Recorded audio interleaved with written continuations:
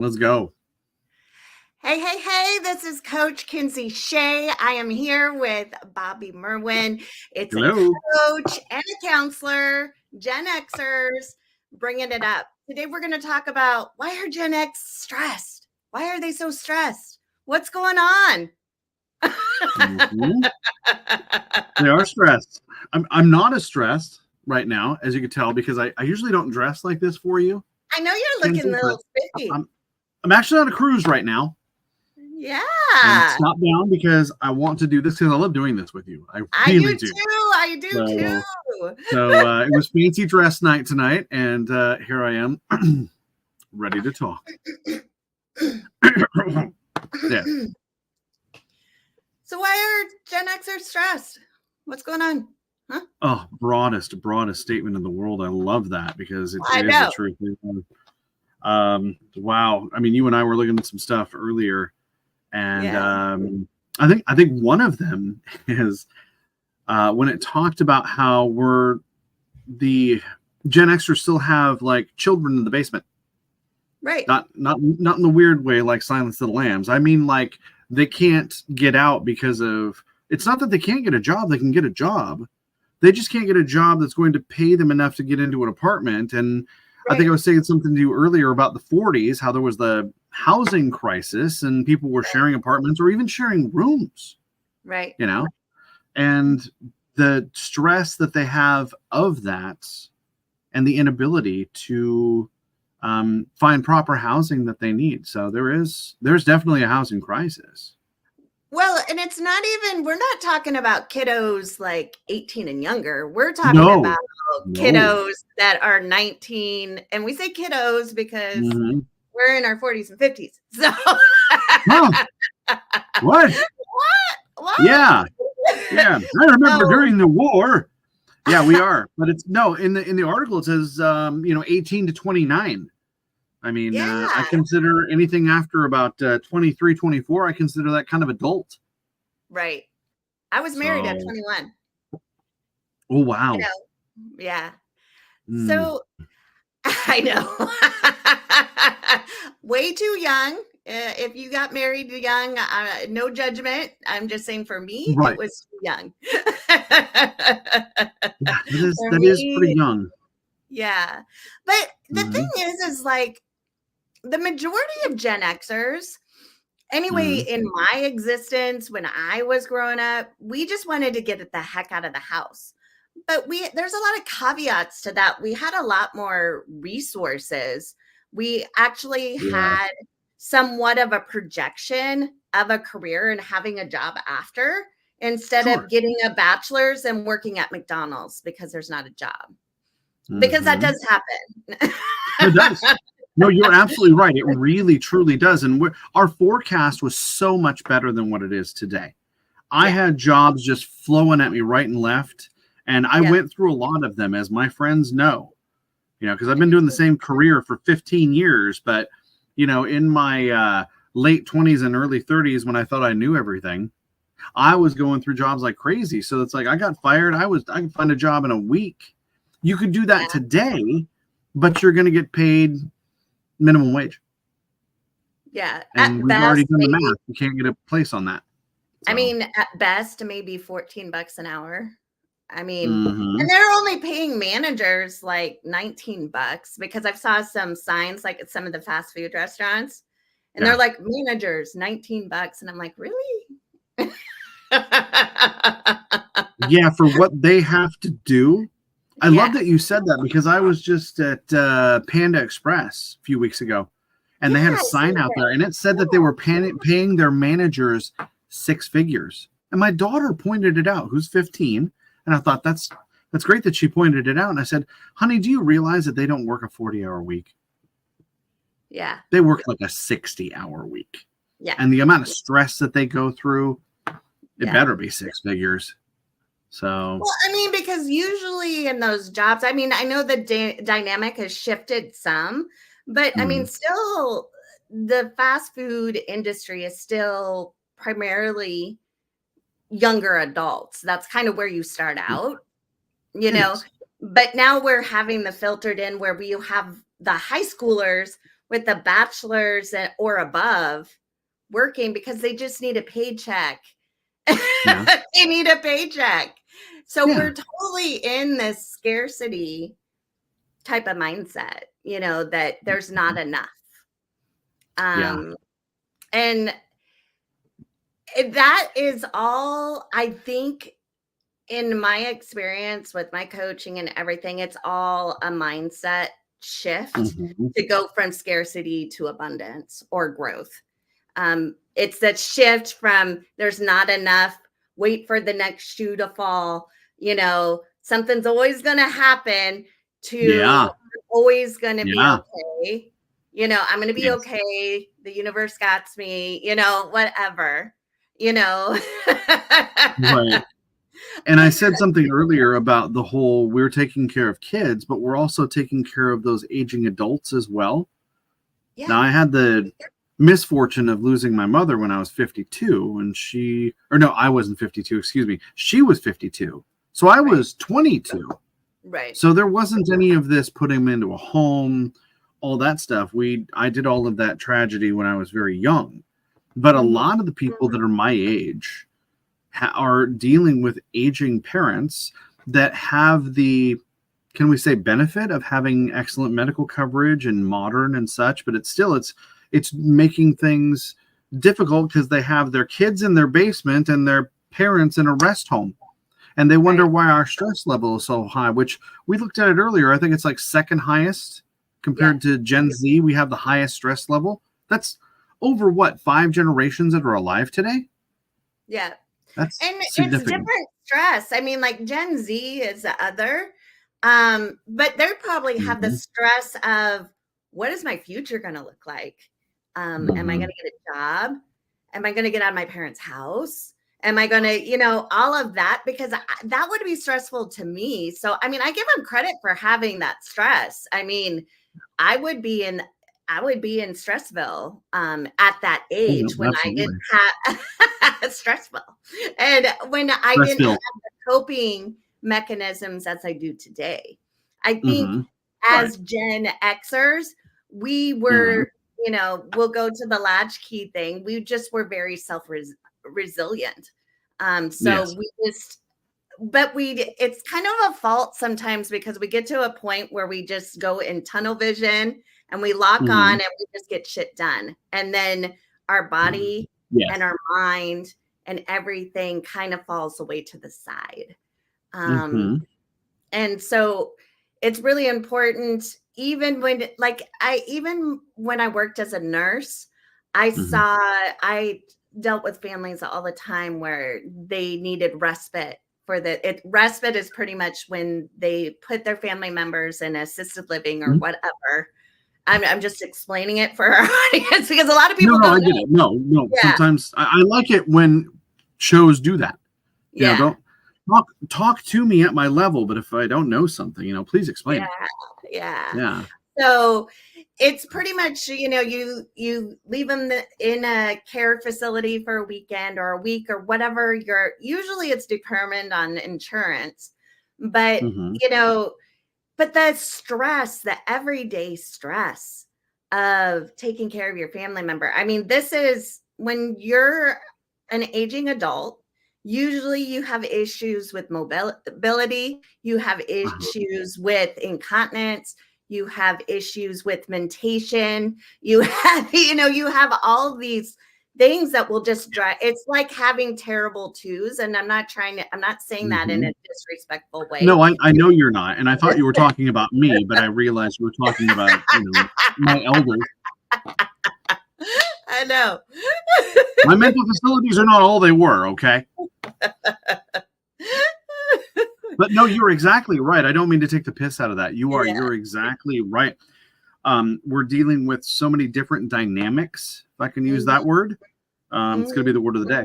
But it's true. They, like Gen Z people have that stress now of, am I going to get a job when I get out of college at all? Because colleges have been saturated for 20 years and we've been basically brainwashed to say if you don't get a college degree that you're not going to be able to do anything. which is completely false. It is. You know, And pick up a trade. and you saddle these kids with so much debt. I mean, I was at an event today and there was a guy that was saying that he knew somebody that had like 1 million, because he was like a doctor or something. He had like $1 million in student loans, but he was making around 100 grand, you know, because he was probably a new doctor and whatever. Right. I don't, you know. So are you going to pay that off ever? I mean, honestly. What's that finance program like? Wow. Honey, just got the payment book in. Faint. Well, oh my God. Let's just break it down. When I went to college, it was, you know, mid to late 90s. And yeah. And I went to Creighton University. It was a Jesuit university. And it was around $25K. That was like 30 years ago. I don't know what it is today, but I went there for 1 year because it was super expensive, you know. And I'm just like, I'm glad that I was, you know, part of it was my parents, but I was like, if I have to pay for this, you know, because it kind of fell back on me because my parents were like, we're not going to pay for your school. We sent you for a year. Now figure something out type of thing. And so I went to University of Nebraska, which was very much cheaper. But I still had, you know, a significant amount of student loans, you know, and these poor kids now, I mean, a lot of people like Gen X, they, you know, they complain about like, oh, you know, these kids don't, you know, whatever, but they have a lot of burdens that we did not have. So I can understand why they're stressed, but I can also, and I corrected myself. I wasn't going to say anything. I'm smarter than that.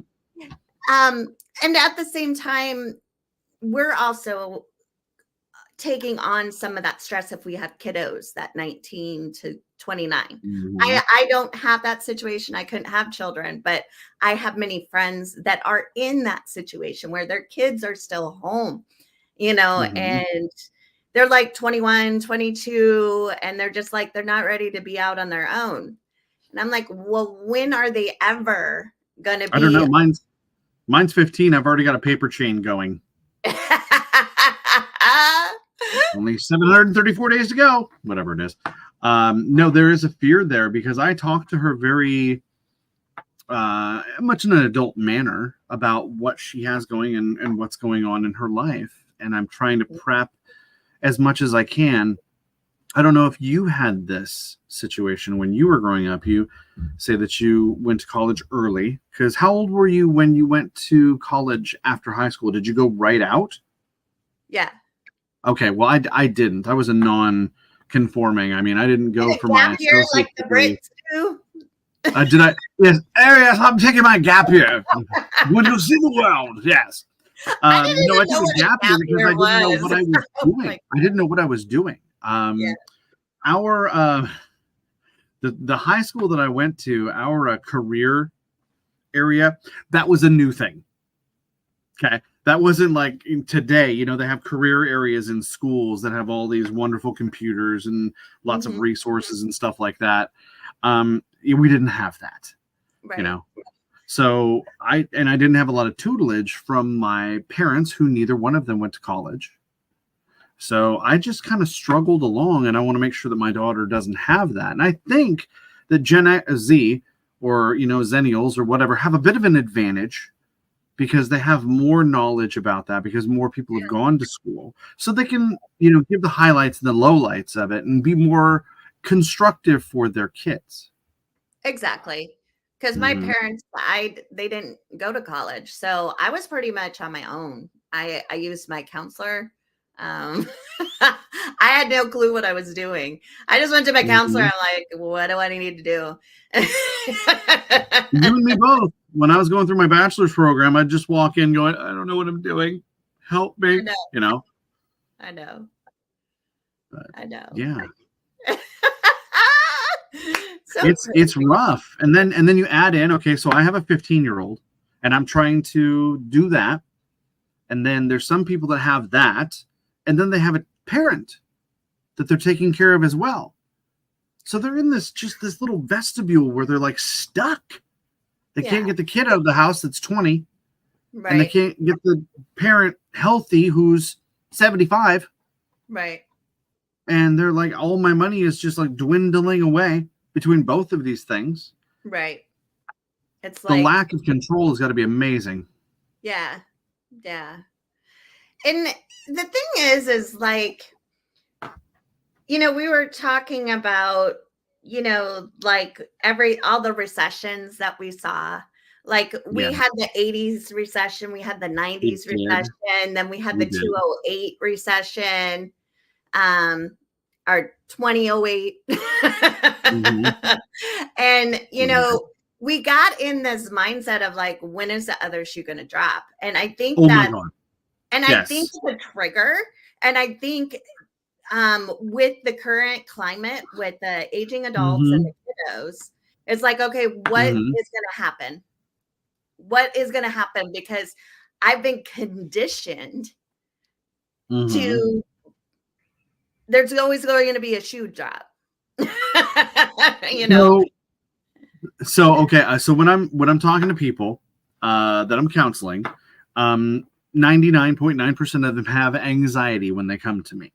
Right? Because that's part of the issue. And then there's, secondary and tertiary issues that they have, but there's always an anxiety that is laden upon the other things that they have. I think that Gen X people have an anxiety that has to do with money. You think of baby boomers or silent generation or whatever, and they were such hoarders. They kept everything, every tin lid, everything that they could keep. We're not quite like that. No. But we're just waiting to see something on the news going, and the stock market, went blah, blah, blah, blah, and everything went, and everybody's 401k is gone. It's like, been there. Yeah, I know. Like every 9 to 12 years, we're almost like ready for it. And we think.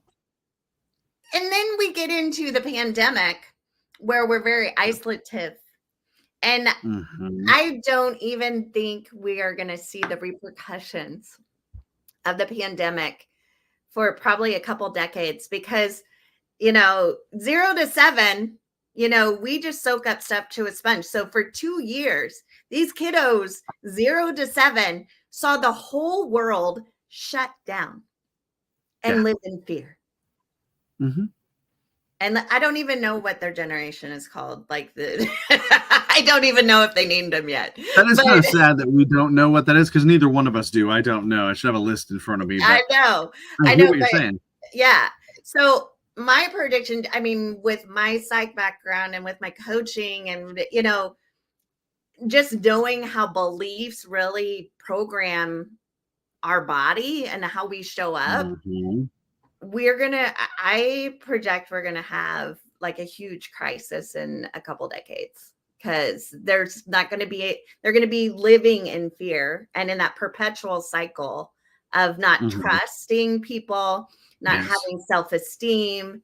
Their self-image is all screwed because, they were locked in their houses for 2 years. Put all this hand stuff on, wear a mask, like even just basic cueing, like facial, like I'm not even talking about communication, but communication, with everybody having a mask on, it's going to affect their development. Can I tell a 1-minute story about that? Yeah. I was at a restaurant with my ex-wife. The woman comes over and she's talking about the specials and so on and so forth. And then she walked away before I could say something to her. Right. I said something to my wife. I said, well, I just wanted to ask her a question. She comes back 45 seconds later and I said, oh, you left before I could say something to you, but I want this and this and this, please, before our order, if that's okay. Thank you. And then I look across at her and she's just going, and I am excellent with faces. Excellent. Yeah. And she says, these masks are killing you. That's not the same person. I could not see the person because of the mask. Right. Because as a counselor, I'm not just listening to words. I'm looking at facial cues. Micro I'm looking at expressions. physical cues. I'm looking at leaning. I'm looking at Yeah. head tilts. I'm looking at all kinds of things. So when you take away this much of it, screws me up. Totally Well, yeah, throws because me there's off. a lot of micro expressions that I Yes. pick up when I'm coaching, just by how they Mhm. form their mouth, how they kind of, Yeah. yeah. And so when you take that away, Yes.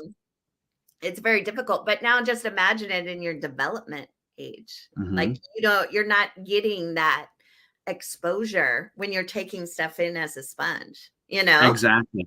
Yeah. It's taking away a developmental area that they should have had. Right. When I was in college, I studied Dr. Paul Ekman, who was the guy that made the books Unmasking the Face and Emotions Revealed, Mm-hmm. and talked about how things worked and such. And I really got into the micro expression thing Yeah, because it actually does tell. it does. And now my friends hate playing poker with me. Well,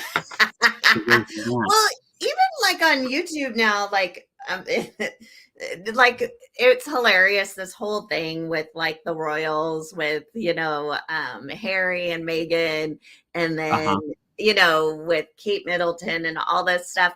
They're doing all of this behavior analysis, and it's intriguing to me. It's not the story of the royals, but just looking at them like, like you hit me right in my wheelhouse when you said that. I would love to do that. I'd love to be there and have a part of that. Right. But it's just amazing, just how your eyes move, whether they're up to the left or up to the right, determines, whether you're lying or not telling the whole truth. And I'm not lying when I'm talking. You have to look here to see you and there for my camera. So I'm just a big liar every time. What do you think, Bobby? I don't know. No, I do. But no, you're right. It would be interesting to see and hear more about that, about what they've done with that behavior analysis pertaining to them. Well, and I think as a whole, we're really, all the generations we're in this epidemic of loneliness because we have dissolved our unity, community, and accountability and self-responsibility. And we are not trusting enough to go to different things and be vulnerable. Yeah. Even if it's a safe space. That's why I love what I do when I do Women's Circle. It's all about unity, community, and accountability, and taking self-responsibility, and just really giving yourself an opportunity to rise, meaning reflection, intention, setting a safe space, a container to embrace empowerment.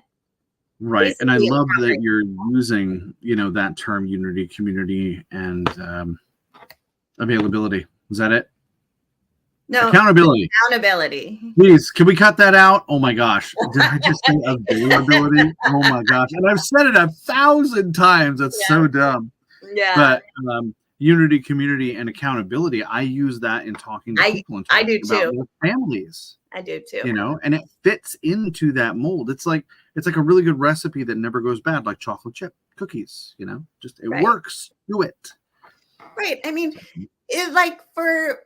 and we have generational trauma with that too, because a lot of, especially with women tend to have mother wounds, sister wounds, and witch wounds, meaning witch wound, because just imagine generationally, I mean, before, if somebody was doing something different than the paradigm of the time, they were burned at the stake. You know what I mean? Witches. Okay. All right. I'm following you now. Yeah. So even if they were or weren't, I'm not getting into that topic. I'm just saying what the effect of it had on it, whether that is, your mother, your spouse, your mom, or whatever. That is trauma. So It we is. pulled You're that right. into our DNA. And that really severed, because those rituals and everything that they did was all about nurturing the woman. It was all about coming together, having unity, having community, and being accountable for each other. And, I think we've really gotten away from that as a female, because now we're more into comparison, jealousy. Yes.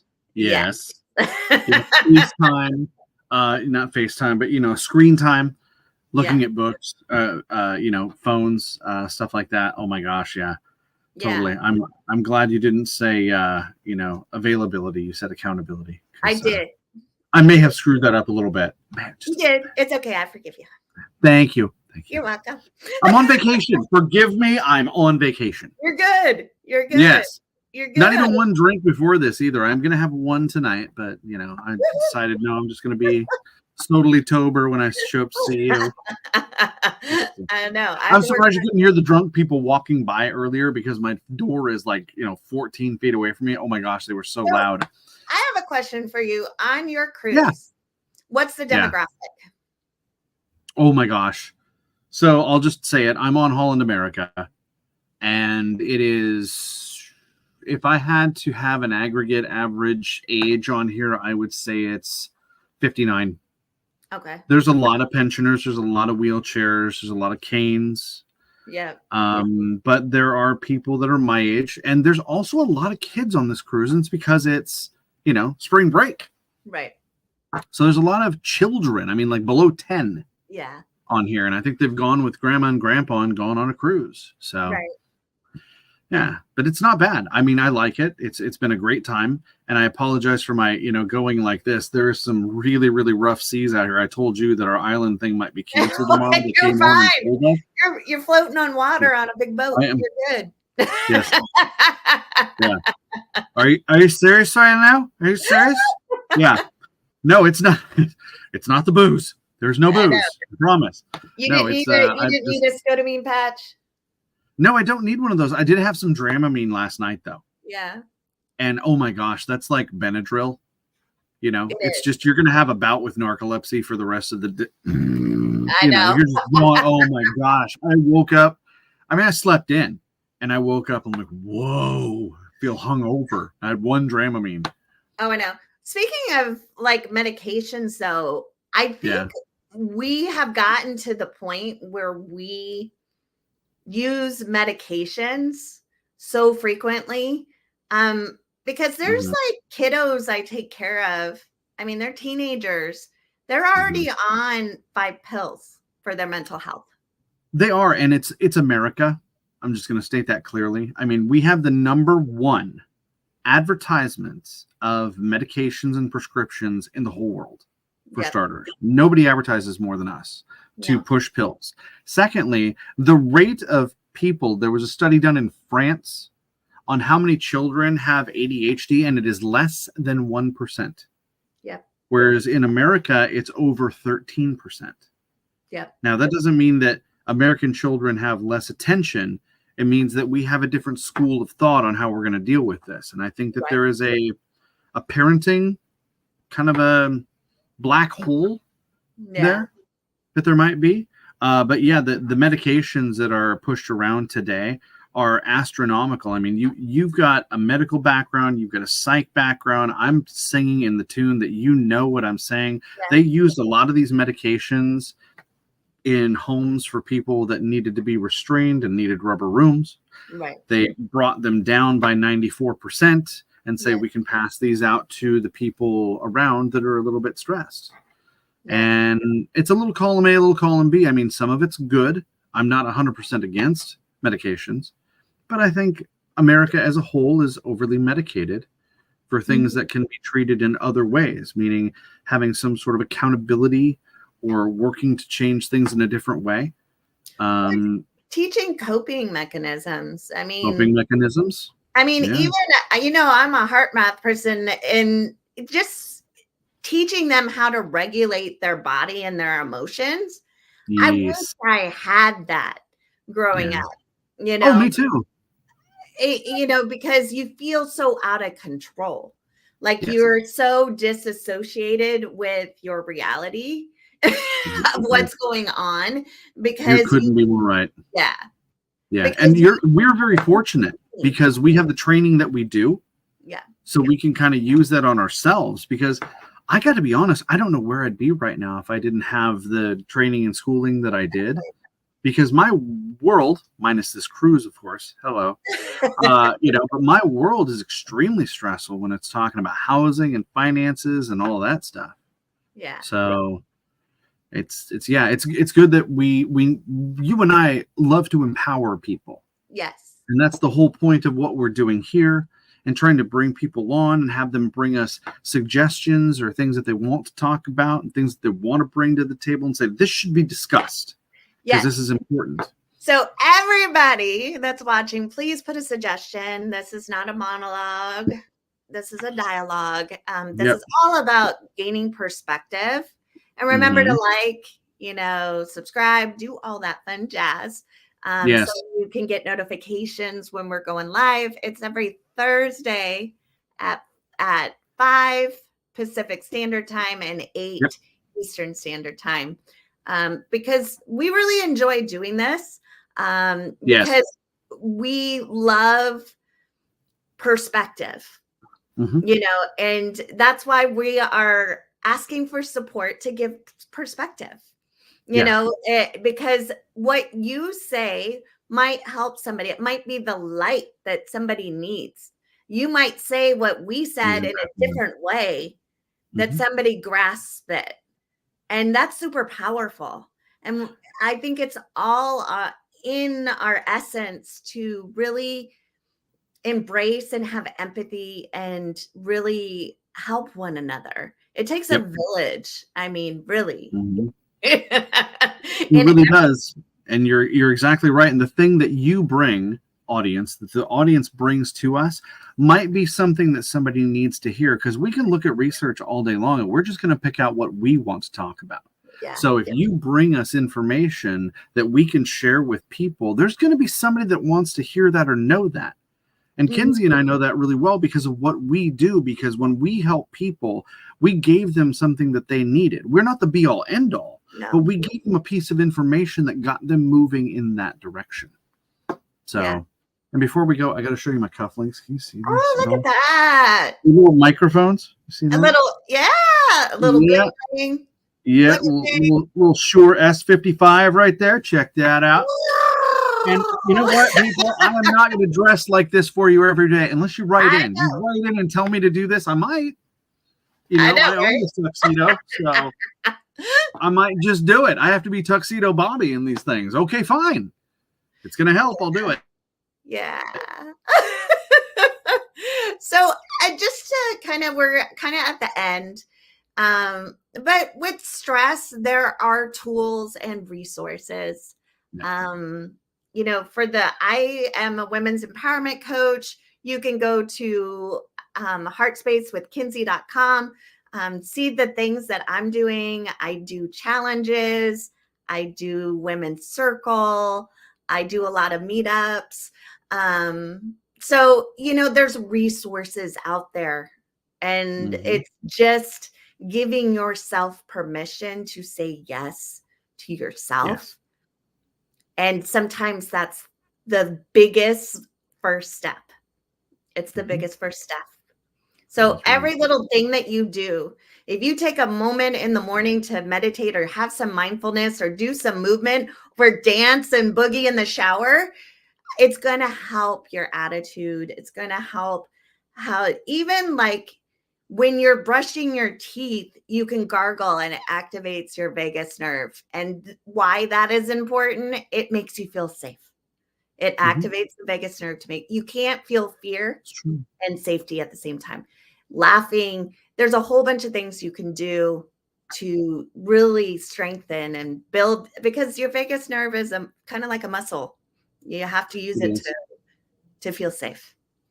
And that's not to be confused with the Las Vegas nerve, which is gambling and drinking. We don't want that one. I know. That one's like all avoidance. We don't talk about it. There's the Vegas nerve.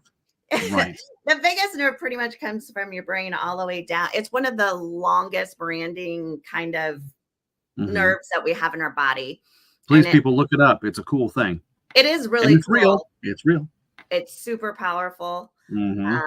I activated that when I was doing my recovery, and it helped me heal. Just doing simple things like laughing, gargling, you know, there's little points around your eyes, around your face that you can massage. It's funny that you say that, because whenever I'm upset, I do that. I have this thing where I touch my face in certain areas to try and get that going so that I can counteract the reaction that I'm having. If you do it like right here and just do it in a circle, and then if you need to do it a little bit, that means it's activated when you yawn like that. I didn't do that it just happened. I can't wait to see this on playback. This is gonna be funny. But sometimes when you have trauma, it's hard to even touch yourself. So it's just, even if you have to take, like, they have those little massage things. You can just move it around your face. Don't get it in your eye, but just get used to touching yourself, even if it's not with your finger. And I'm not saying this in a sexual way. I'm just saying, you know, there's a lot. You should be proud of me right now. I stayed out of that completely, and then you brought it up. I was waiting for it. I was waiting to say, you know, we have to have a disclaimer, because, you know, you're talking about the little, you know, the vibrating thing. And then you said, don't get it in your eye. And I'm like, yeah, that's what we need, is a lawsuit. They told me to do this. No, don't shove the vibrating thing in your eye. That's going to be the worst cut shot ever. Somebody's going to cut that out. You know. No, there's all these face massagers that they're yes, like they do. Yes. I use that at night to put my cream on. And it relaxes me because it activates my vagus nerve. So I'll sit there and I'll back to the vagus nerve. Yes. So there's just, my point of this is saying that there are possibilities to overcome the sense of hopelessness and stress or overwhelm. Because when you have overwhelm or avoidance or whatever you want to put in that little bucket, you know, it's a situation for a day, but it's an issue for it a lot longer if you don't address it. What is it costing you? You know, it's a, you know, okay, you have an issue for the day, but what are you going to do about it? Because whatever happens, whatever your response is going to determine that your outcome. Meaning, you know, how you anchor your emotions, whether it's replenishing or depleting. Appreciation, care, all that. If you bring that in, it activates your brain to release all the good hormones. If you activate, you know, the stress, you know, where you're stressed all the time, the brain dumps all of the cortisol and all the crap that will cause heart disease, diabetes, and all that fun jazz that you know, a lot of people have right now. And there's, it doesn't surprise me that people have it, because our coping skills on regulating our body, because we want the quick, instant microwave gratification. Yeah, exactly. And I like to tell people, to get back, you do have to put forth. Yeah. So you have to put some effort into this. You have to put some effort into this to get it back. It's just not going to magically do it. And you touched on the instant gratification thing. I think that gets in the way of people's efforts. Yeah. And it is what we do to try and give people perspective and abilities that they didn't have before to move forward. And like I said, I don't tell people what to do. I just walk with them and look at paths that they want to go down. Well, there's 4 types of change. I mean, there's instant, which I talked about. There's compounding, where it just slowly, and you notice it over time. And then there's kind of retrospective. You wake up one day and you're like, holy shit, I don't have a headache. I have energy, you know, and then you can kind of figure it out. And then you kind of have that gap time, or that kind of like, what's it called when you take a flight and you have oh my God, I totally went out. Jet lag? What? Jet lag? Jet lag? It's kind of like jet lag. Ding, ding, ding, I win. Woohoo! Like, you have that gap time and you don't know what happened, but everything just clicked. There's 4 ways of changing. And once you can put a little dot on the map where you are, you can make goals to go where you want to be. That's where a coach, that's where a counselor, that's where support groups, that's where because they can see your blind spots, because we're very anchored in our beliefs and we're soothing our ego. We're stroking that ego a little bit. Yes. And it's an unintentional myopic view that we have. We're just kind of in it, and it takes other perspectives. It doesn't mean you're wrong or bad. It means that you're not seeing some things. That's all. So, and you and I, we like to bring that out in people, and that's the joy that we get. Yeah, it's super powerful. It is. I love talking about this. We can't stop talking about it. We're over time, and we can't stop talking about it. I know. We love to do this. I know.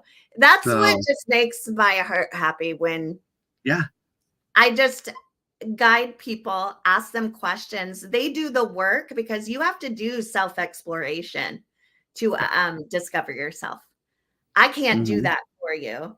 He can't do that for you. It is all internal, resilience and self-responsibility. Yep. Yeah. Right. So, there's tons of people out there. There's tons of people like us. We would love it if you joined our communities, but we just want you to have a win-win, We do. Yeah. Whether, you get help here or you get a support group or whatever, as long as you're on your journey, of self-discovery, it's super powerful. If we could be a catalyst for you, that's great. We don't need an award. We don't need any of that. We need to know that we're doing something for the people that we are concerned with. Not like we're not concerned with everybody, but we're talking about Gen Xers and the unique problems that we have in this little area. So if we can be a catalyst, if we can be something that pushes you into, maybe I do want to get some counseling, or I do want some coaching, or I do want to talk to a psychiatrist or a preacher, or whatever you want, whatever's going to float your boat. If it's going to push you forward and make you a better person, that's what we're about. Yep. So, exactly. Like you said, like and subscribe, as they say in all of the videos. And all that fun jazz. Yes. It's a thumbs up. Thumbs up. This one won't go up though. Yeah, that's a part of the whole recovery thing. Because you were talking about recovery earlier. It wasn't from substance. It was from a accident that you had. So I just wanted to clarify that. It's not that that's anything bad. It's just that it's a different type of recovery. You had a physical recovery that you had to do. Yeah. So I'll do it with you. I'll do it with Kinsey. Hold on. I know. I do that in videos. I'll be like this, and people are like, "What is that?" And I go, "I'm disabled. I'm good." Hey, 1.5 thumbs up.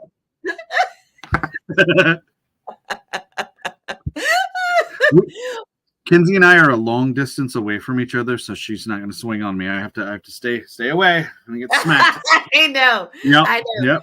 So we're going to patent that now. 1.5 thumbs up. It's a Kinsey tradition now. Big T-shirts like that. Yeah. Yeah, exactly.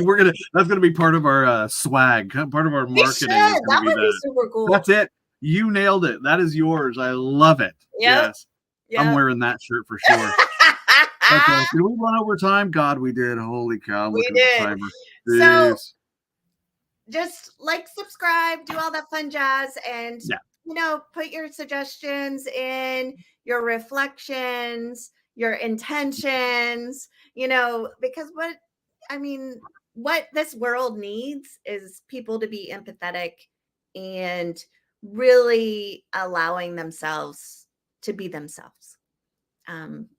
The world is much better when we're not conformed and conditioned to be one way. And I love diversity, and I love different perspectives, and I love this container of just allowing people to just meander through their brain and just reflect, journal, whatever you need to do. You know, there's something very therapeutic with putting pen on paper. No, you're not kidding. There's actually something really therapeutic about that. You know, journaling, not with keys. No. You know, this is what they teach you in recovery, not the recovery you went through, but the other type of recovery. Yeah. The one that's much more popular with Bill W. That one is the one where they teach you do not use a typing instrument. You should write with pen so that you can put it down and just get it out. Well, so, like, you know, forever. During my psych nursing, I mean, we have them journal, we have them color, because you get into that, you know, the horizontal kind of healing, because there's up, down, down, up, you know, so horizontal healing. Put on a whole other topic. So, that doesn't sound dirty at all. No, not a bit. No. So I just want to thank everybody for joining us this evening. And I hope you enjoyed it. Remember, like, subscribe, do all that fun jazz. And my name is Coach Kinsey Shae. This is Bobby Merwin. And we're going to say deuces, my friends. 1.5 thumbs up. Let's do it. Where is it? Hold on. There, I got it. That's what we're saying. 1.5 thumbs up. All right. We'll see you next week at 8 p.m. Eastern Standard Time and 5 p.m. Pacific Standard Time. Yes. Yes. See you All then. right. Bye, everybody.